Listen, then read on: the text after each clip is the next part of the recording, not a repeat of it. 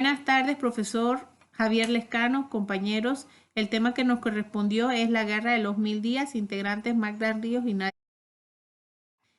La Guerra de los Mil Días fue un conflicto civil que se dio en Colombia, una guerra sangrienta que dejó alrededor de 100.000 muertos. Una lucha que empezó el 17 de octubre de 1899 y terminó el 21 de noviembre de 1902.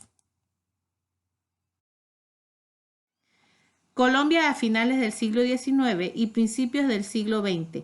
Para Colombia fue una época sangrienta en donde se da el inicio de la Guerra de los Mil Días. Una guerra que duró más de 3 años de crueles enfrentamientos con más de 100.000 muertos en esta contienda civil. Era una batalla entre federalistas y centralistas. Al principio del siglo XIX, Colombia se encontraba en un gobierno conservador, en donde había un modelo de política centralista, cada vez más agudo, ya que había sido gobernada por presidentes liberales, que instauraron reformas anticoloniales, más que en 1980, con el triunfo de Rafael Núñez, que era un disidente del liberalismo, establece un periodo al que ellos llamaron la regeneración, que era instaurado por una nueva constitución de 1886, convertía a Colombia en una república unitaria, en donde el presidente era quien tenía la potestad de elegir los gobernadores. El poder de la iglesia era restituido y se crearía un papel de moneda. En cambio, la oposición liberalista estaba a favor de una república liberal, con vocación laica, con libertad de prensa y el respaldo de una moneda de oro.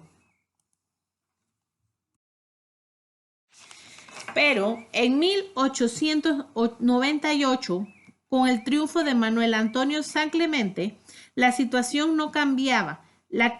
Que el gobierno continuaba con el régimen de la regeneración conservadora y el pueblo repudiaba a San Clemente, ya que ellos no veían cambios radicales y pensaron que con las armas era la única forma de que ellos podían cambiar la situación.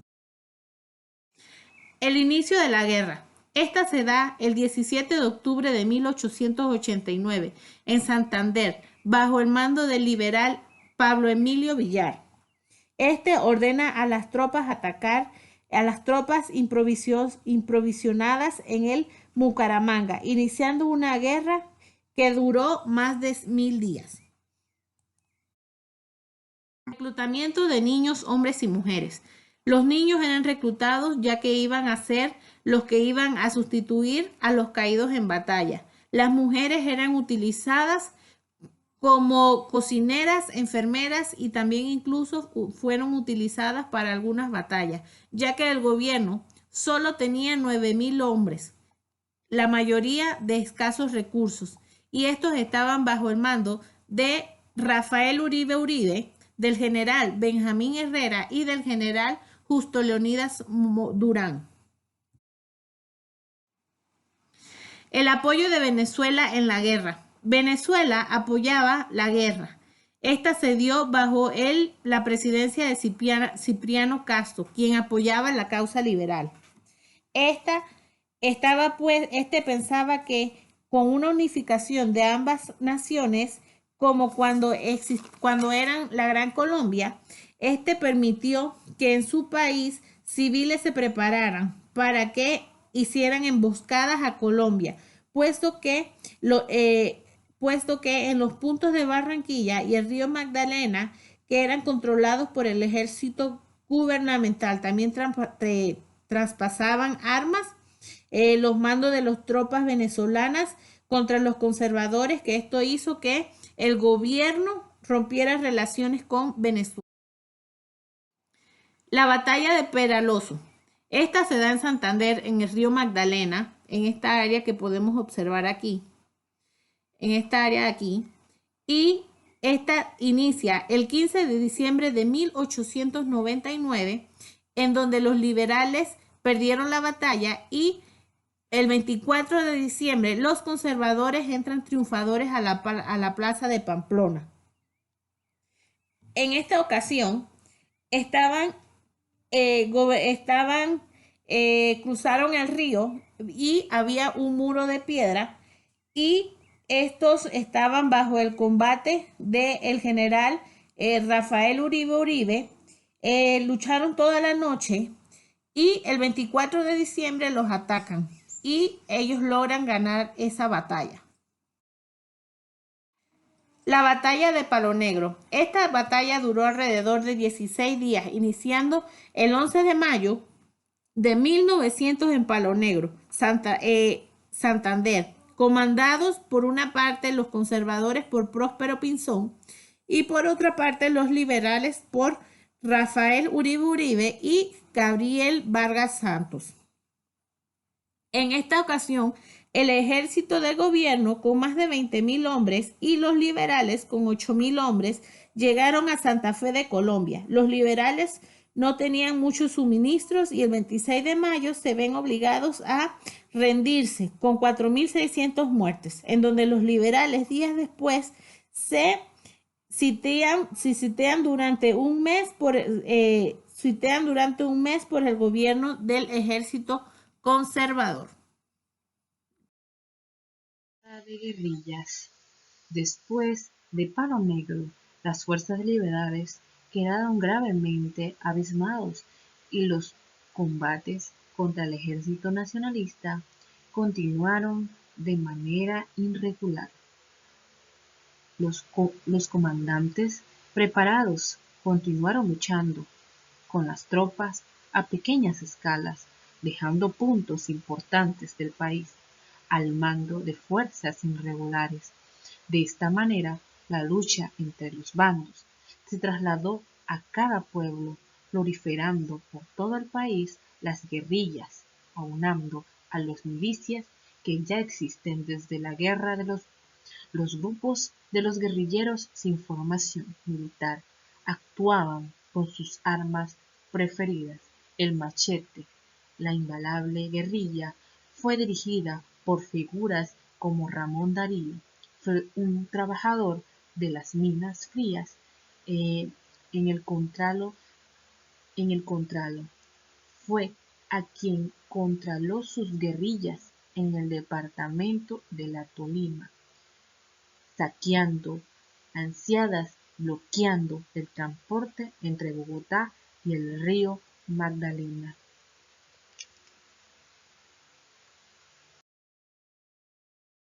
El golpe de Estado.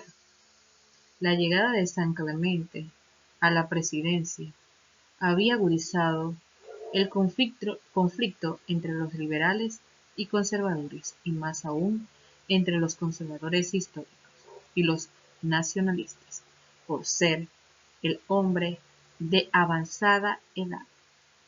Debido a esto, él abandonó la sede del gobierno y pasó a su lugar José Manuel Marroquín. Pero al no estar de acuerdo con la gestión del Marroquín, volvió a ocupar las funciones de la presidencia. A él volvió a ocupar otra vez esto y de allí le tocó enfrentar el inicio del levantamiento liberal, el 31 de julio de 1900. Fue derrotado por los miembros de la función conservadora histórica y miembros del Partido Liberal para nombrar a Marroquín como nuevo presidente. Está hecho el ceder el poder definitivamente a los conservadores no les fue suficiente para convencer a los liberales asalados en normas y sus simpatizantes evitar el conflicto y establecer negociaciones.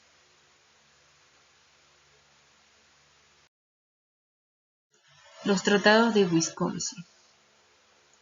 Los vigentes liberales, agotados por el desgaste en las batallas, comprendieron que las negociaciones eran las únicas salidas del laberinto de la muerte, por lo que reiteraron al gobierno su disposición para terminar la guerra, y el gobierno habría promulgado a mediados de 1902 un decreto ofreciendo a cada rebelde la amnistía si se entregaba antes del 1 de julio del mismo año. Después, el general Uribe se embarca a Nueva York para fortalecer sus unidades. Sin éxito, decidía retirarse y el 24 de octubre de 1902 firmó un armisticio en la finca bananera de Neerlandia. Seguidamente, el general Benjamín Herrera, quien se encontraba fortalecido y dispuesto a luchar en Panamá, puso también fin a la guerra el 21 de noviembre de ese mismo año, a bordo del barco de guerra estadounidense Wisconsin, donde comisionaba liberales y conservadores, darían la paz. El tratado concedía a los rebeldes la liberación de los prisioneros políticos en amnistía para todos los revolucionarios que aceptaban los términos, la cancelación de las deudas.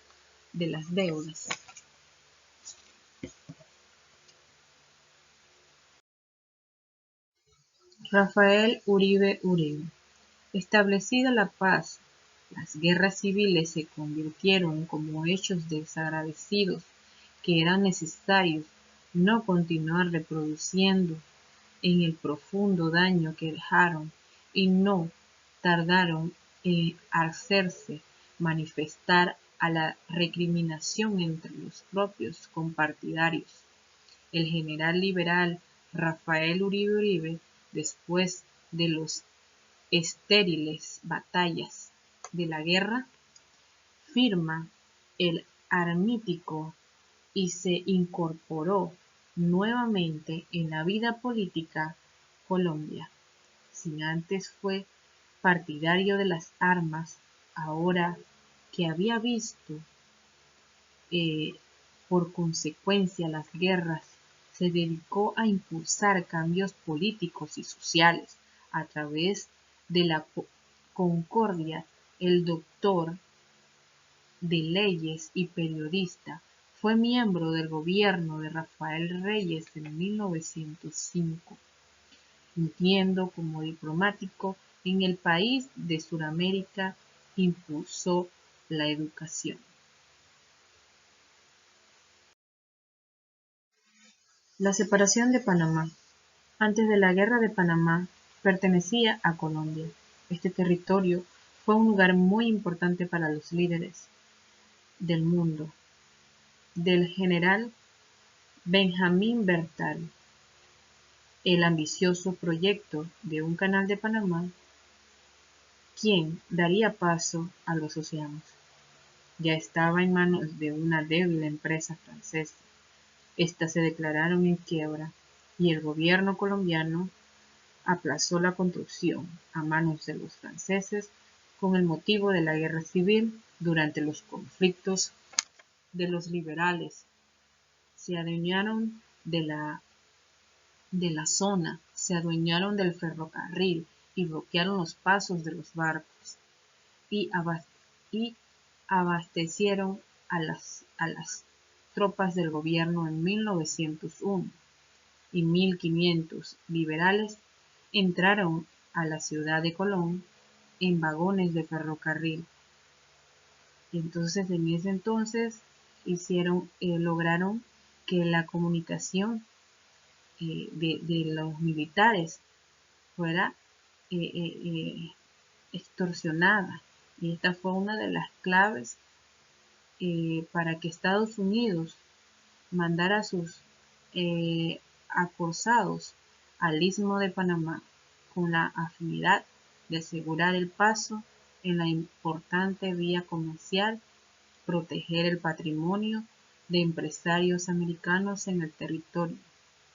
Los políticos colombianos sabían los afanes imperialistas de los norteamericanos en el Caribe y hubo un momento de alivio en cuanto los Estados Unidos se retiró del istmo al darse la paz.